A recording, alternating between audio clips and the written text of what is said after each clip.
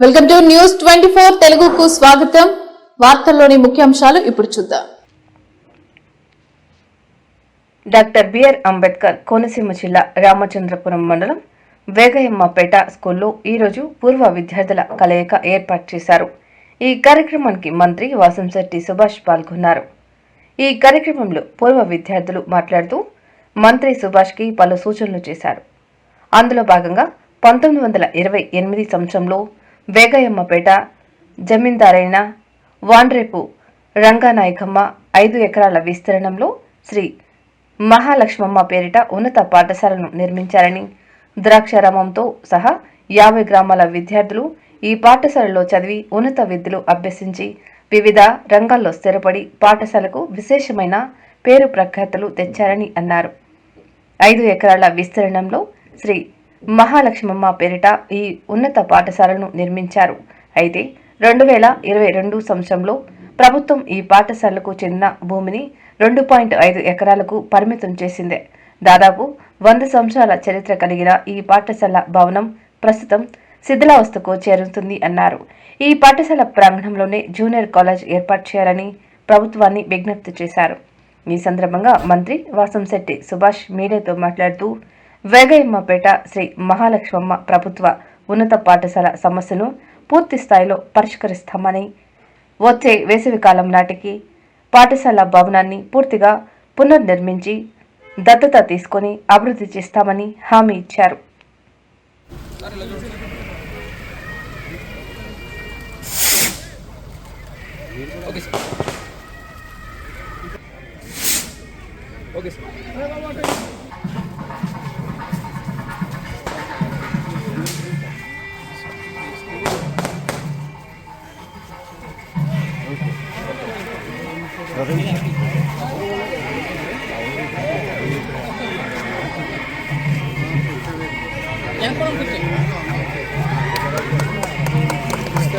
Sir ఇంకా ఇలా side కొనండి సార్.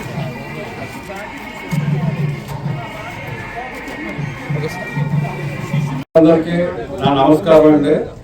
1927లో ఇది 100 years ఫంక్షన్ చేయాలని మా పూర్వ విద్యార్థులకు సంకల్పపడి గ్రామస్తులకు సంకల్పంలో దానికి అనుగుణంగా ఈ స్కూల్ని రెనోవేషన్ చేయటం, మళ్ళీ జూనియర్ కాలేజీగా కన్వర్ట్ చేయటం ఇదంతా కూడా మంత్రి గారు హామీ ఇచ్చారు.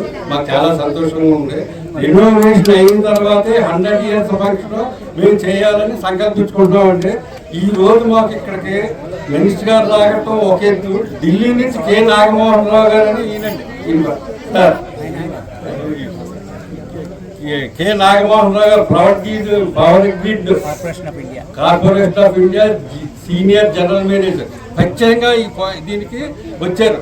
ఏ పద్ధతిలో వచ్చారో తెలుసండి, December 31 రిటైర్ అయిపోతారండి. పదవి వివరణ అక్కడ ఉండించుకుని అంత క్లిష్టమైన సమస్యలో కూడా ఇక్కడికి వచ్చి స్కూల్ మీద అభిమానం పెట్టారంటే మాకు చాలా ఆనందంగా ఉన్నది.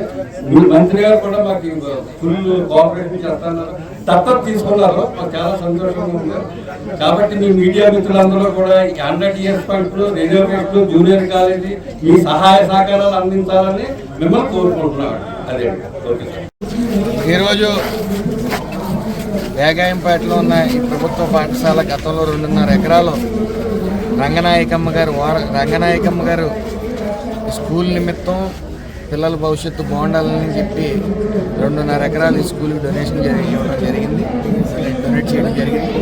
సుమారు 2.5 సంవత్సరాలు 100 సంవత్సరాలు కాబడతా ఉంది 2027కి. సో అందులో భాగంగా ఈరోజు పూర్వ విద్యార్థులందరూ కూడా శిథిలావస్థలో ఉన్న ఈ స్కూల్ని మనం ఏదో చేద్దాం, మన వంతు సాయం మనం చేద్దామని చెప్పి ఈరోజు సమావేశం అవటం దాన్ని నన్ను పిలవడం జరిగింది. ముఖ్యంగా రూఫ్ టోటల్గా డిస్మాండిల్ చేయవలసిన పరిస్థితిలో ఉంది.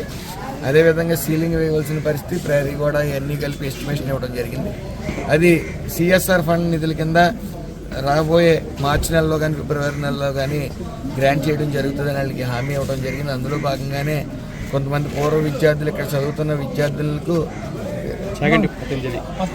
చాకండి పతంజలి గారు, ఆనంద్ గారు మరి ఫీజు ఏదైతే ఉందో ప్రభుత్వం కట్టవలసిన ఫీజు అవి వాళ్ళు కట్టడం కానీ అనేక సేవా కార్యక్రమాలు చేయడానికి ఇక్కడ మరి పూర్వ విద్యార్థులందరూ సమావేశం చాలా సంతోషాన్ని ఇచ్చే విషయం. ఎందుకంటే మన మూలాలు మర్చిపోకూడదు, ఎక్కడ చదివామో మన వంతు సాయం మనం చెయ్యాలని చదివిన చోటకి ఇక్కడికి వచ్చి ఈ సమావేశం ఏర్పాటు చేయటం.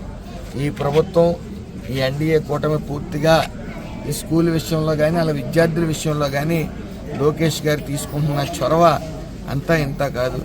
మరి ఈ ఒక డ్రెస్ విధానంలో కానీ, షూస్ విధానంలో కానీ, చదువుకునే పుస్తకాల విధానంలో కానీ, క్లాస్కి ఒక టీచర్ విధానం కానీ, మధ్యాహ్నం భోజన పథకం విషయంలో కానీ అన్నీ కూడా క్రిస్టల్ క్లియర్గా అన్ని విద్యార్థులు బంగారు భవిష్యత్తుకు బాటలు వేసినట్టు మరి ఆయన అన్ని జాగ్రత్తలు తీసుకుంటా ఉన్నారు.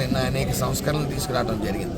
గత ప్రభుత్వం ఎంతసేపు స్కూళ్ళకు రంగులేసామా, హడావిడి చేసామా, షోయింగ్ చేసామా, బ్యాగుల మీద జగన్ గారి పుస్తకం, జగన్ గారి బొమ్మ ఉందా లేదా అని చూసుకున్నారు తప్ప వాళ్ళు ఎప్పుడూ కూడా విద్యార్థుల పట్ల, విద్య పట్ల వాళ్ళు చిత్తశుద్ధితో లేరు.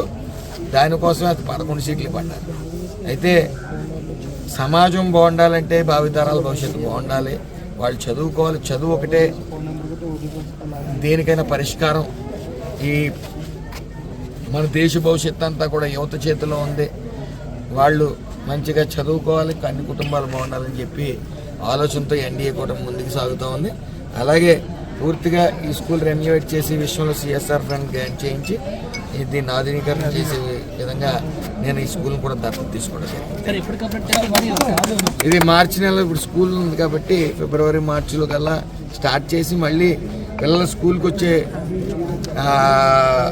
వచ్చే సమ్మర్ వెకేషన్ అయిన తర్వాత అందుబాటులో ఉండే విధంగా